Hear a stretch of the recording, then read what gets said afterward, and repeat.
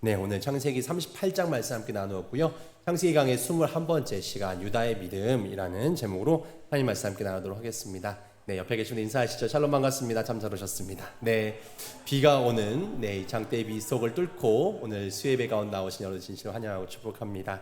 네, 지금도 비가 많이 올까요? 아까 굉장히 많이 왔어요. 저희 안에는 어둡고 비가 많이 쏟아지니까 애들이 막 무섭다고 소리를 질러가지고 오다가 다시 돌아갔다고 하더라고요. 그래서 아무튼 안전하게 여러분들 혹시나 차량 타신다면 조심히 운행하시면 좋겠고요. 또 이 무더운 여름 또 장마철 잘 우리 승리했으면 좋겠고 그때도 더욱더 안전하게 함께 기도해 주시기 바랍니다. 네, 오늘 창세기 38장 말씀을 나누었는데요.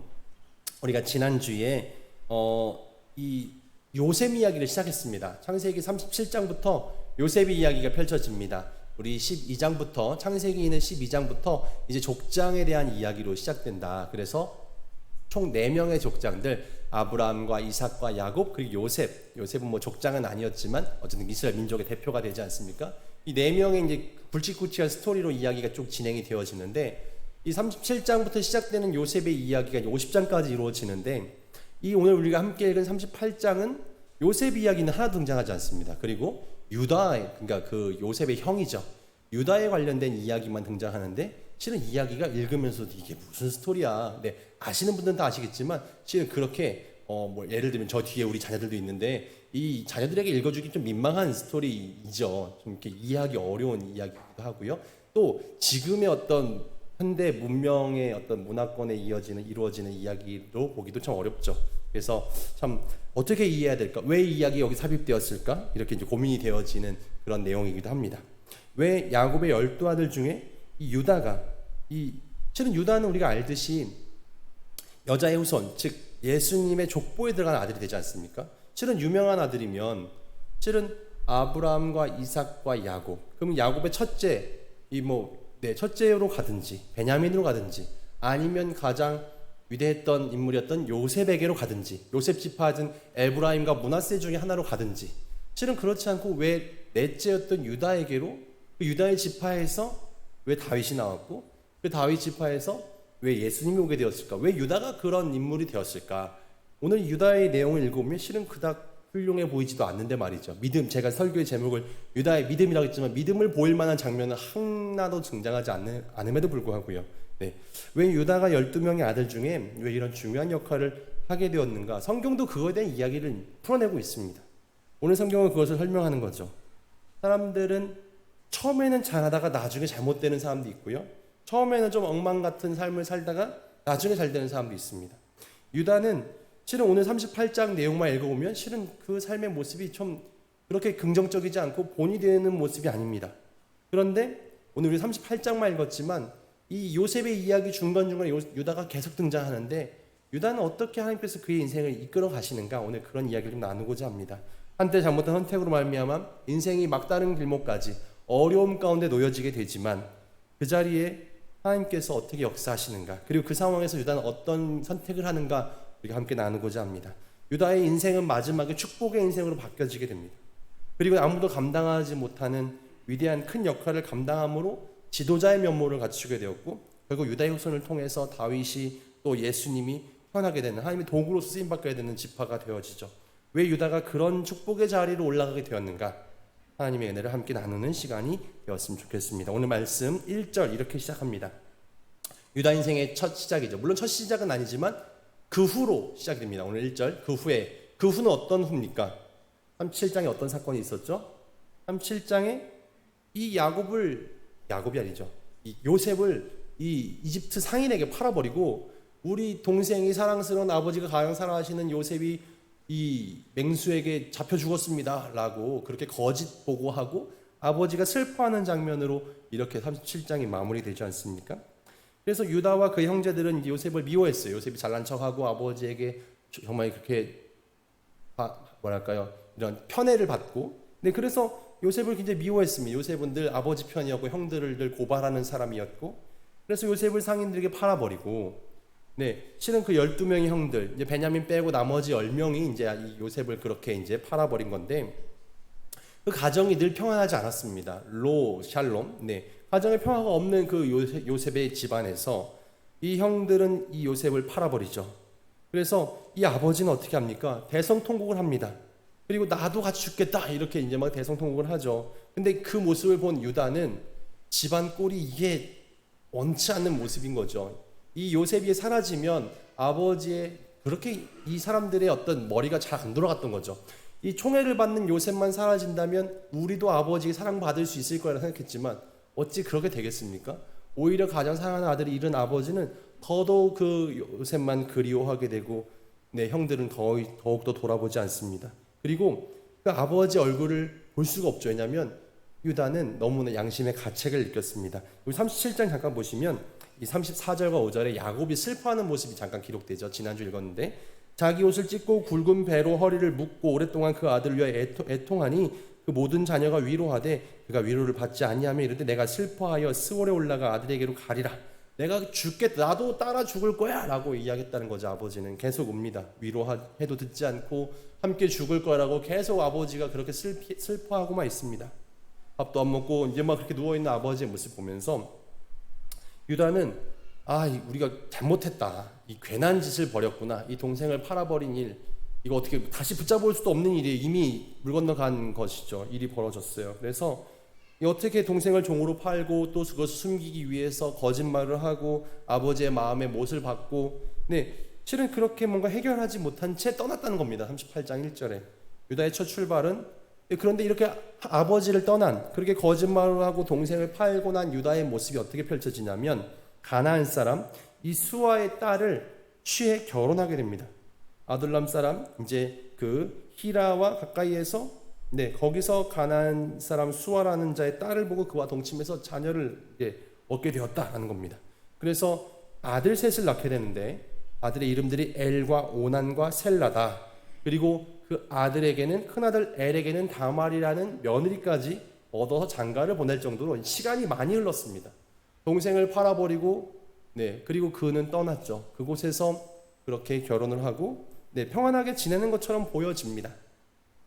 그런데 이 7절 이후의 모습을 보면 그 유다의 삶이 결혼도 하고 아들들도 낳고 아들도 결혼도 시키고 잘 풀리는 것 같았지만 그렇지 못합니다. 7절 보면 이 유다의 장자였던 엘이 여호와 보시기에 악함으로 하나님께서 그를 죽이신지라 라고 기록합니다. 왜 악했는지, 어떻게 악했는지, 어떤 악행을 보였는지 실은 정확하게 기록하지는 있지는 않습니다만 하나님께서 보시기에 그는 악했다. 유다는 가정에서 뭔가 하나님을 믿는 아버지로서 본을 보여주지 못했을 것이고 유다의 그런 모습은 자녀들에게 그대로 드러났을 겁니다. 그래서 엘 또한 하나님을 알지 못했고 하나님 보시기에 악한 모습으로 계속 살아가다가 결국 하나님께서는 그 엘을 죽이심으로 유다를 깨닫게 하시는 거죠. 뭔가 좀 잘못되고 있다. 너가 하나님을 찾고 돌이켜라. 얼마나 악했으면.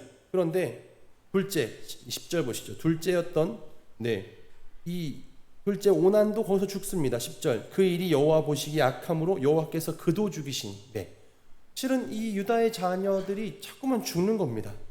형 대신에 이 형수였던 다말을 이 집안의 어떤 이 엘의 어떤 후대를 잇기 위해서 당시에는 계대 결혼이라고 하는 그러니까는 이 아내가 자녀를 낳지 못하면 그 집안의 자녀를 낳지 못하면 그 동생에게로 결혼을 해서 자녀를 낳게 하는 실은 그런 계대 결혼이라는 왜냐하면은 당시에는 그런 민족을 계속 살려내는 이 생존성을 계속 보장하게 하는 그런 것들이 굉장히 중요한 요인이었기 때문에 실은 이 계보를 계속 잇게 하는 가문을 잇게 하는 것이 굉장히 중요했습니다. 이것을 그래서 법으로 정했던 것이죠.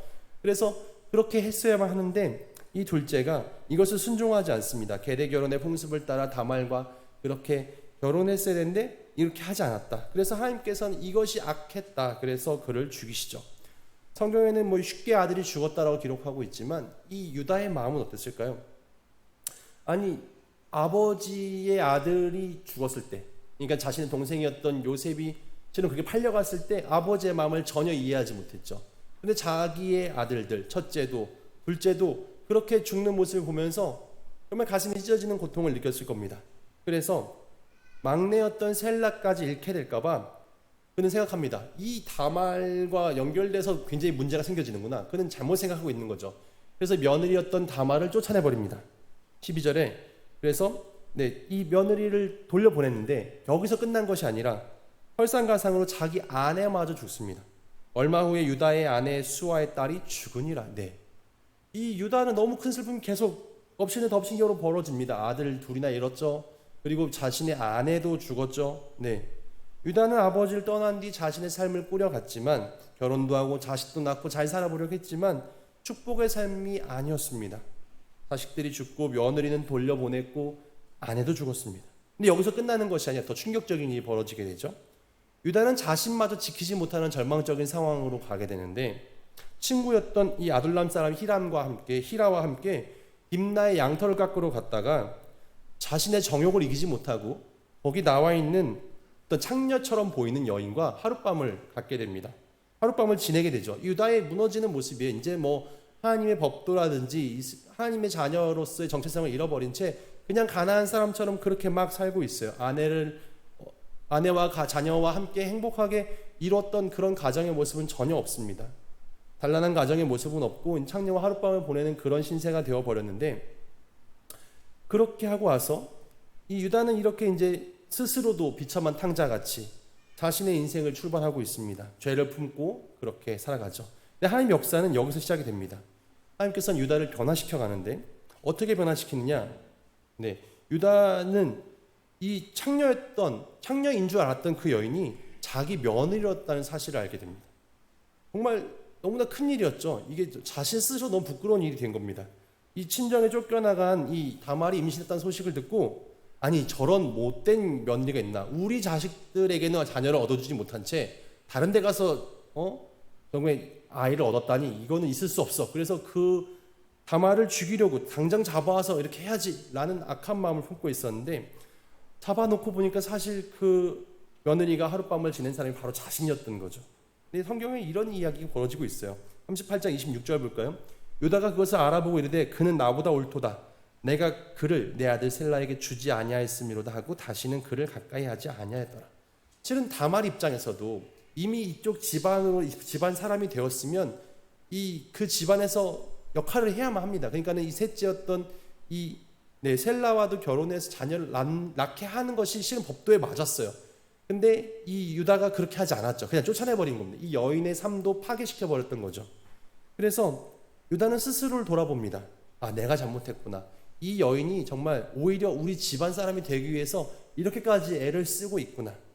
그래서 그 여인을 받아들였고, 실은 그 여인을 통해서 스스로도 바뀌어지게 됩니다.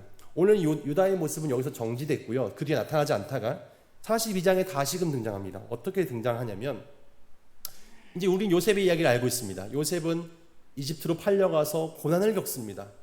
봉사리도 하고요, 감옥에도 갇히고요. 근데 감옥에 갇혔다가 꿈풀이를 하는 바람에 이제 바로에게 뛰어서 채용이 되어서 총리 역할을 하게 되죠. 그래서 그 꿈을 해석해 준 바람에 7년의 풍년 동안 곡식을 잘 모으고 7년의 흉년 동안 이제 배고픈 사람들을 먹이는 그 역할을 하게 됩니다. 그런데 7년의 흉작이 시작되고 2년쯤 지났을 때 이스라엘 민족도 이제 흉년 때문에 고통스럽게 된 겁니다. 그래서 야곱의 아들들은 이제 애굽으로 양식을 구하러 가게 됩니다. 그때 유다가 다시 등장합니다. 유다는 아버지를 떠나 있다가 이 다말을 다시 받아들인 순간 다시금 고향으로 돌아갑니다. 유다는 이제 아버지에게 돌아와서 아버지의 힘이 되고 있습니다. 첫째였던 베냐민도 아니고 유다가 가장 큰 역할을 감당하게 됩니다. 유다는 11명의 형제들 중에서 주도적인 역할을 감당하는데 하나님께서 유다를 계속 연단시키십니다. 유다의 모습 잠깐 볼까요? 42장입니다. 42장 28절에 이 형제들을 알아본 요셉이 그 형제들에게 여러 가지 시험을 합니다. 그때 이야기합니다. 28절. 그가 그 형제들에게 말하되 내 돈을 도로 넣었도다. 보라, 자루 속에 있도다. 이에 그들이 혼이 나서 떨며 서로 돌아보며 말하되 하나님이 어찌하여 이런 일을 우리에게 행하셨는가 하고. 지금 이 요셉은 이 형제였던 베냐민을 만나기 위해서 이 형들과 약간 그렇게 시험을 하는 거죠. 다시금 돈을 그들의 곡식자루에 집어넣고 이 사람들을 그렇게 미궁으로, 그 사람들을 어떤 문제로 끌어들이는 거죠. 유다는 꼼짝없이 궁지에 몰리게 되었어요. 애굽에서 간첩으로 몰렸고 양식을 사가지고 왔는데 돈이 그대로 자루에 들어있었습니다. 까딱하면 양식을 훔친 사람이 된 거죠. 일 어떻게 된 건가? 근데 그때 생각합니다. 하나님께서 우리에게 왜 이렇게 하시는가? 우리 인생에도 하나님께서 우리 인생을 왜 이렇게 몰아가시는가? 하나님께서 나에게 왜 이런 일을 허락하셨을까? 거기에서 우리는 해답을 찾아야 합니다.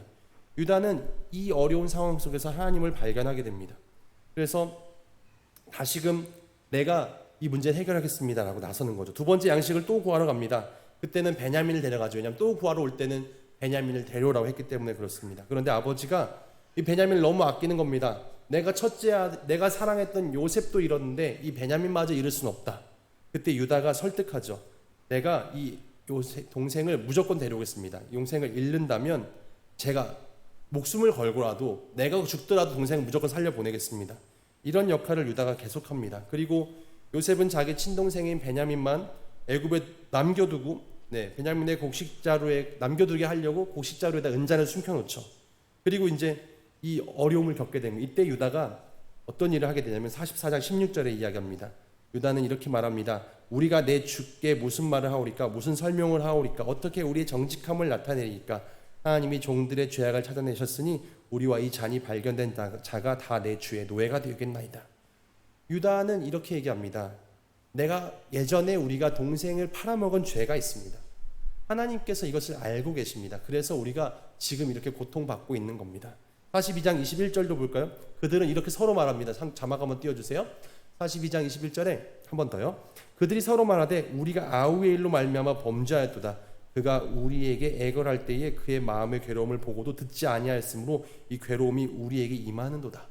실은 유다는 이야기합니다. 우리가 지금 그때 요셉의 그 괴로움을 돌아보지 않았기 때문에 이렇게 고통받고 있는 거다. 우리가 감당하지 못한 어려움이 닥쳤을 때 하나님께서 우리의 죄를 찾아냈구나. 그래서 회개하고 반성하고 형제들에게 우리가 함께 용서를 구하자라고 이야기합니다. 우리 인생 가운데 우리 죄악을 적발하시는 분이 하나님임을 그는 기억하고 그의 삶이 계속 바뀌어가고 있습니다. 그래서 이 유다는 예전의 유다가 아니었어요.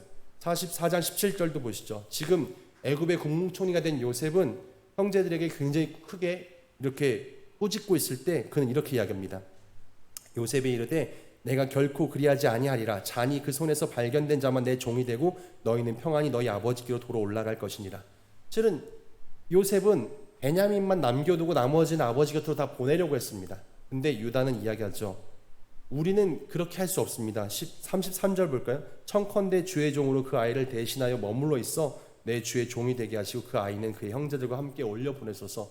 이런 이야기들을 다 유다만 합니다. 다른 형제들이 한 것이 아니고 유다만 이 동생을 내가 책임지고 돌려보내겠다고 아버지와 약속했습니다. 그러니 청컨대 저를 종으로 삼으시고 그 동생은 제발 우리 형제들과 돌아갈 수 있게 해주십시오. 유다는 이런 일들을 계속 겪으면서 사랑의 마음을 품게 됩니다. 예전에 요셉을 팔아먹었던 사람이었지만 베냐민을 위해서 내가 종이 되겠다라고 이야기합니다. 무엇이 유다를 이렇게 바꾸어 놓았는가? 하나님께서 역사하셨습니다. 계속해서 여러 어려움들을 겪게 하시고 자녀도 잃었지만 아내도 잃었지만 또 스스로도 굉장히 부끄러운 삶을 살게 되었지만 이 속에서 하나님께서 나의 죄를 갚게 하시는구나라는 마음을 갖게 하셨던 거죠. 그래서 이제 유다는 내가 정말 대신 종이 되겠습니다. 내가 대신 죽겠습니다. 라고 이야기할 때 요셉은 이제 참지 않습니다. 이 형이 정말 그렇게 뉘우치고 있구나. 자신의 죄악을 뉘우치고 있구나 라는 마음을 깨달았을 때 스스로가 요셉임을 드러냅니다. 제가 형들이 팔아버린 그 요셉입니다. 라고 이야기하죠. 그리고 이야기합니다. 내가 요셉을 종으로 팔리게 했던 이 보디발의 집에서 지켜주셨던 또 감옥 속에 지키셨던 연단하셨던 하나님을 제가 만나게 되었습니다. 유다도 마찬가지죠. 나도 너를 팔았지만 나도 여러 가지 어려움을 겪으면서 그 하나님을 연단하신 하나님 만났다. 44장 5절에 요셉은 이런 은혜의 고백을 합니다. 여러분도 잘 알고 있는 은혜의 고백인데 볼까요? 당신들이 나를 이곳에 팔았다고 해서 근심하지 마소서, 한탄하지 마소서. 하나님이 생명을 구원하시려고 나를 당신들보다 앞서 보내셨나이다. 그런즉 나를 이리로 보내신 이는 당신들이 아니오 하나님이시라. 요셉은 이렇게 고백합니다. 내가 지금 이렇게 고난을 겪었지만 이 자리에 있는 것은 하나님께서 인도하셨습니다. 라고 이야기합니다. 유다도 마찬가지였습니다. 내 삶에도 여러 가지 어려움이 있었지만 나를 이 길로 인도하였고 너를 만나게 했고 그래서 이스라엘 민족을 구원하게 하신 분은 바로 하나님이다 라고 이야기합니다.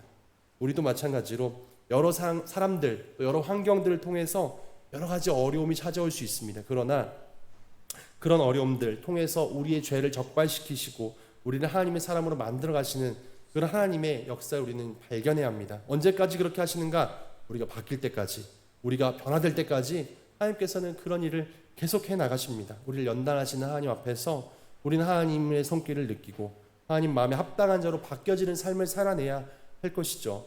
창세기 마지막 야곱의 축복이 있습니다. 야곱의 축복의 내용을 보면 다른 형제들보다 유다는 더욱더 많은 축복을 받게 됩니다. 참으로 유다의 개인적인 삶은 고통의 삶이었습니다. 자식들을 잃었고 아내도 잃었고 또 여러 가지 부끄러운 인생도 있었습니다만 그의 끝은 가장 큰 축복을 받게 되는 삶이었고 그 유다를 통해서 하나님께서는 거룩한 역사를 이뤄가십니다. 유다의 가문에서 다윗 왕이 나왔고 또 예수 그리스도가 나오게 됐고 이 출애굽 당시에도 유다는 가장 앞장서는 선봉에 서게 됩니다. 가장 큰 공을 세웠고 또 이스라엘 그 가나안 땅에서도 가장 큰 땅을 축복으로 받게 되었고 실은 유다는 가장 위대한 역사를 이뤄낸 나머 모든 지파 가운데 으뜸이 되었습니다. 말씀을 정리합니다. 믿음의 사람, 축복의 사람은 태어나는 것이 아니라 만들어집니다.